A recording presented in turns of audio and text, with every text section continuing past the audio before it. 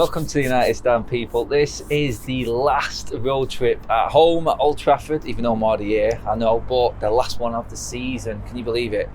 I remember starting it off. I remember Leeds and how buoyant I was back that day, and it seems like a million miles away right now from that day, believe me, but this is it. We've got one more to go. There's nothing left to do really but talk about the possibilities of who might play, what we might see. There's nothing left to play for. I think it's pretty much done and dusted now, as we spoke about in previous weeks. Looking at this game, you'd have thought this time of season, where it is, who we're playing, you might see a few youngsters, but I just don't see it happening again.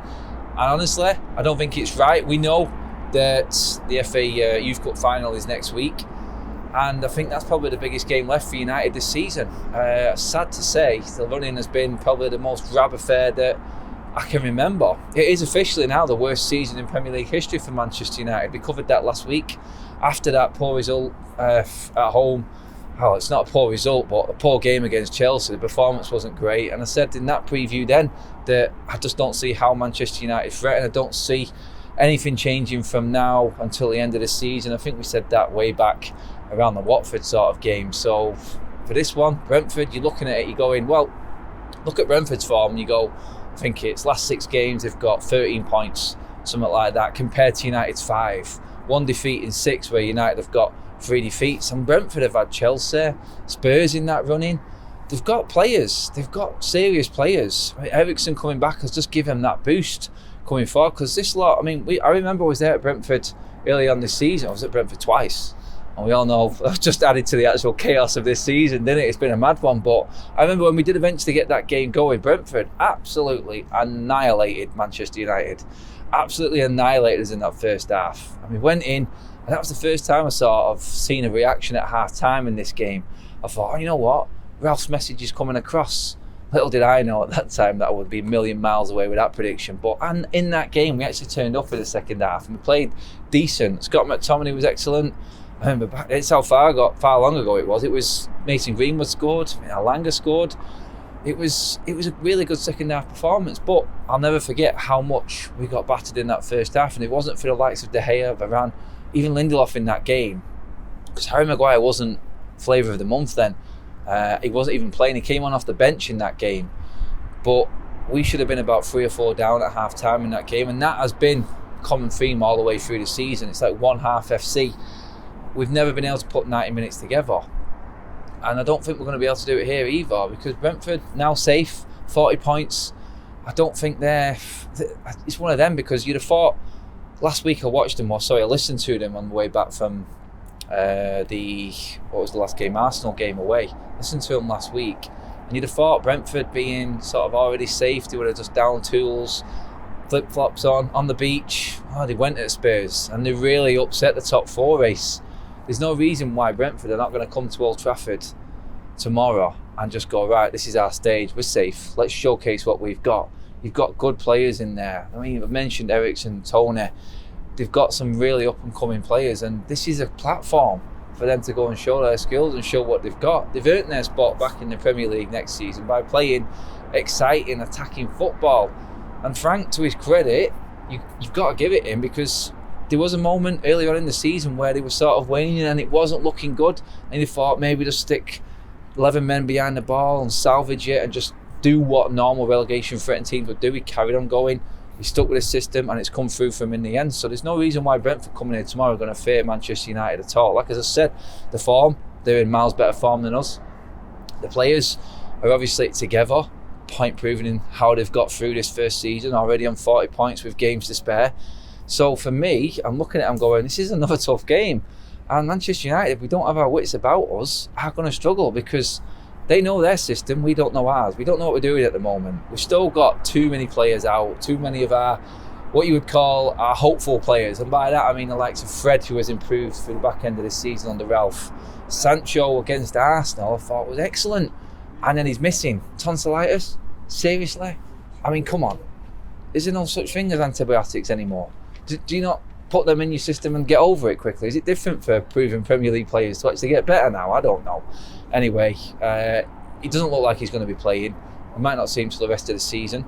But players like him, Fred, they're the ones you would sort of look at and go, you know what, I could have done with them in this game, because they're the ones who were looking like they were going to improve and we're getting somewhere. But not there. Fred could be assessed. There's a possibility we're hearing from Ralph's press conference on Friday. Maguire, late fitness test, don't really care, to be honest. I said last week in my team prediction I would have preferred to have seen Eric Bailly. I still want to see Eric Bailly again, because Ivan Toney, like I said in that earlier game this season, back in January I think it was when we got it going again, Toney was a menace, and he has been a menace all season to all Premier League defences. No one has had it easy, and our defence being the way it is at the moment, a bit of a joke, conceding goals left, right and centre, he's a danger. And I'd rather have someone like Eric Bailly on the pitch than Harry Maguire or a Lindelof. Varane I'm not really too concerned about. He's still finding his feet after coming back from injury, but still, you've got to look at it and go, that's the target for Brentford. And Frank will know it. He did it in the first game, like I said, and if they had the shooting boots on, it would have been a different ball game then. But I'm gutted that we're not going to see the likes of Sancho now get a full end to the season. And Fred, one big plus point of what many people are saying hasn't been great under Ralph Rangnick. I disagree completely for other reasons and what he's done off the pitch. But on the pitch, it hasn't really got much better. He's got the worst record out of any manager since Sir Alex Ferguson. Not all his fault and circumstances have been horrendous for him, but one good thing that we have seen under him is he's the first person, the first manager to come in and say, look, Fred is not a holding midfielder. Fred needs to be further up the pitch doing what he's doing. And we've seen the best of Fred in that. Why is it taking so many managers to realise that that's where Fred plays? He's not a holding midfielder. Scott McTominay isn't either. But we haven't got anyone left because the club didn't back Rangnick in the transfer window. So we're having to play more of Matic. We're having to play more of McTominay. And to be honest, my midfield, if everyone fit right now, would be Fred and Matic with Bruno in the three. That's how I would play it. I think it's dynamic. I think it's got quality in passing. Yeah, Bruno's a bit erratic at the moment, as we keep talking about. And Fred, yeah, he isn't as good on the ball, but in the final third, he links up well with the likes of Ronaldo, and that's where we've seen the best of him. So I'd be buzzing if we did see Fred. I can't believe I'm saying that now, but that again goes back to how crazy this season has done a complete 180 on us, and it's just like, wow, Fred actually being a standout for us now. It is absolutely scary where the season has gone, and it feels like the end right now. Like this is the last road trip, the home road trip. Obviously we've got Palace and Brighton to come over the next few weeks, but right now, honestly, I think, and it's going to be interesting because United players usually do a lap of honour. they do a lap of honour on the last home game of the season. Oh God.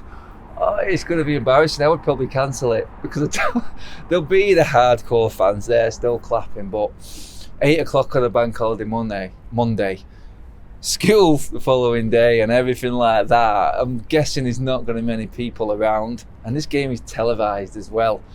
It's a bit of a sad way to end and bow out the season, but that's what it is. We're actually going to be clapping our players walking around that pitch at the end, having performed the worst any United team has performed in Premier League history. If I was a player, I'd be going around holding my hands up to all four corners of the stadium saying, sorry, I've underperformed this season. I wouldn't be expecting any applause. Yeah, it comes naturally and we do it anyway, but can you imagine, and you would hope that going through them players' heads is one of shame, that they've not performed. And they're basically thrown two managers under the bus in a way. I know Ollie was sort of covering himself and making things worse for him, but how they've treated Ralph Rangnick is an absolute joke in my opinion. And there's a lot on these players for the way we've finished this season, because self-pride has to come in at some point. The one thing that they can do, and the minimum they can do, is go out there last home game of the season and actually leave everything out on the pitch. I mean, we don't play till weekend. And maybe like things like these players are struggling now with too many games going on. I don't understand how they can have too many games, because we're not in any competition. We're not fighting for anything. So give everything that you've got. You've got 2 games left after tomorrow night. So just go out there, give the home fans who have backed you. Yeah, there've been moments through the season, but the majority of it, the fans have absolutely got behind this team. So go out there tomorrow night, just give everything, leave everything out on the pitch, and actually leave the home fans with something to cheer, because there hasn't been a lot of it this season. It really hasn't. just to clarify my team exactly what it would be. It would be De Gea in goal, obviously. I'm not changing the fullbacks. It's pointless now, like I said, against Chelsea. Tellers, Dello. I'm still going with Varane and Bayer. This is my preferred team, by the way. I know it's not going to be, but this is how I would do it. And I would do the three in midfield. If Fred is fit and he's going to be assessed, possibly, be good, then it would be Fred, Matic and Bruno in the three. And then, like I said, I would go Mata again, just in front of Ronaldo and Elanga. Rashford doesn't get on the pitch for me. And I can't believe I'm saying that as well, but you only have to watch Marcus Rashford at the moment. He's a shadow of himself, and we've covered it many a times in many a videos on live shows. He's not there. Don't put him in the team. I don't think it's helping him right now. He's got a lot to learn over the summer, and when Ten Hag comes in, we'll see if he's up for the fight, because that's what he's going to have to do. If he wants clarity on where his position is going to be at this football club, go out on the training ground and on the pitch, and then you'll know where you stand, because the next manager coming in is going to tell you straight, and hopefully that is going to be how it's going to be going forward now with United, because these players just got too comfortable. We'll see what happens against Brentford tomorrow night. We'll see what sort of reception the players get. I don't think it's going to be pleasant. Maybe it be, with it being a bank holiday, sort of like summer end of season sort of feeling in there. Everyone's sort of giving up on anything actually really coming out of the season now. So let's just try and get a performance out of it. Maybe finish the last game of the season with a win. And that's all we can really look forward to. But guys, let me know. Oh, sorry. Yeah, I did give me a team, didn't I? Yeah, I did say the team. Let me know what you think of the team. Let me know what you would do. Would you bring in kids, even though the FA Youth Cup is coming next week? Let me know what you think. Drop your comments in below. Like, share and subscribe as always. The last one at Old Trafford. And only 2 more left. Thank God. Cheers for watching, everyone. Bye-bye.